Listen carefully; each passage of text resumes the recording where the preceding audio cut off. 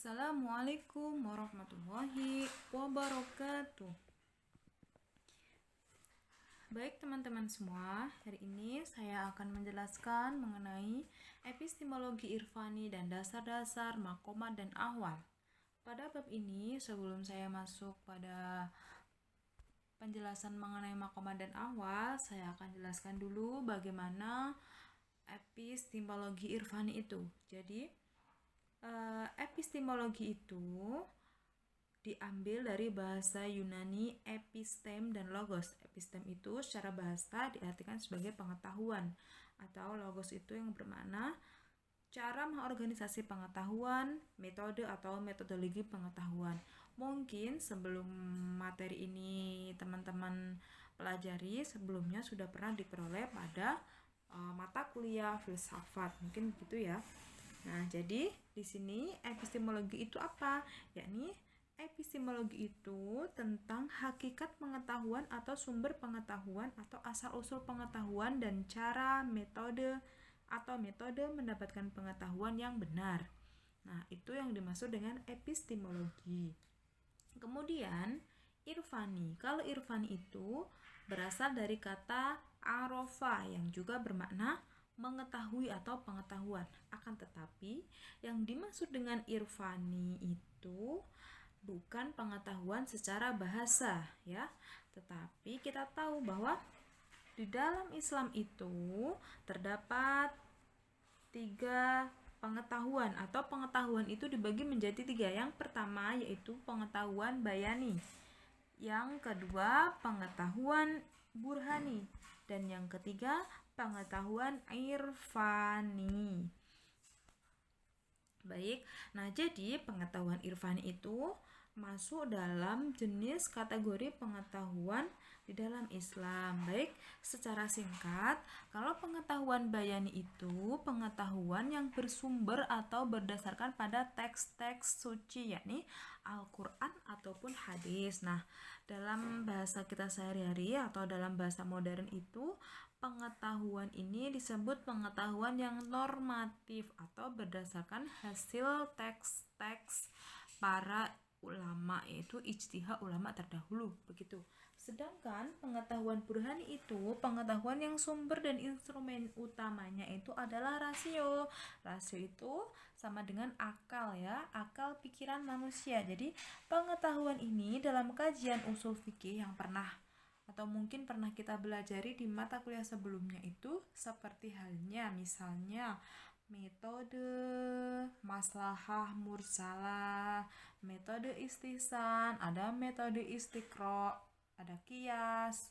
Kias itu seperti analogi. Nah, ini itu termasuk pengetahuan yang berdasarkan dengan akal atau rasio. Jadi, yang berperan atau yang mendominasi di sini itu adalah rasio manusia. Itu merupakan pengetahuan burhani atau yang sering dibahas dalam usul fikih itu seperti maslahah mursalah itu yang sudah kita pernah pelajari.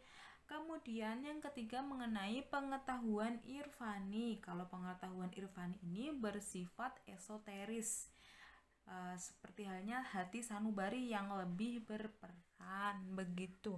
Kemudian kalau kita mengingat lagi bahwa kalau burhani dan bayani itu kan instrumennya menggunakan panca indera dan logika. Kalau irfani itu instrumen pengetahuan bukan keduanya, akan tetapi instrumen yang paling berperan dalam irfani itu adalah hati sanubari.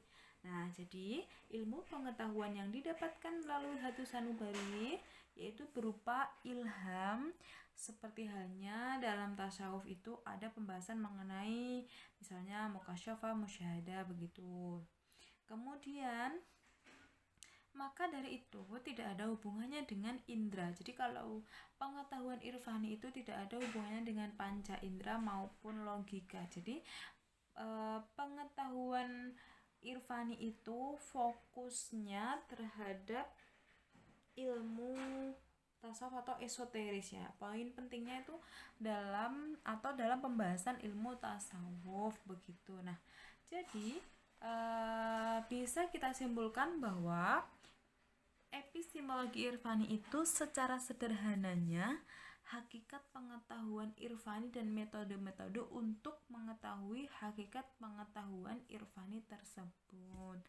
Maka secara singkat dapat saya katakan bahwa kalau pengetahuan bayani itu pengetahuan yang normatif, sedangkan pengetahuan burhani itu pengetahuan yang rasionalis. Nah, kemudian pengetahuan irfani itu pengetahuan intuitif, atau yang sering kita dengar ilham, dan misalnya dari hati yang paling berperan atau hati sanubari begitu. Nah, kemudian epistemologi irfani ini memiliki 3 tahapan ya. Yang pertama itu tahapan persiapan, yang kedua tahapan penerimaan, dan yang ketiga itu tahapan pengungkapan. Baik, kalau tahapan persiapan itu seperti ini. Misalnya bagaimana seorang sufi atau seorang salik itu mempersiapkan dirinya untuk mendapatkan pengetahuan irfani.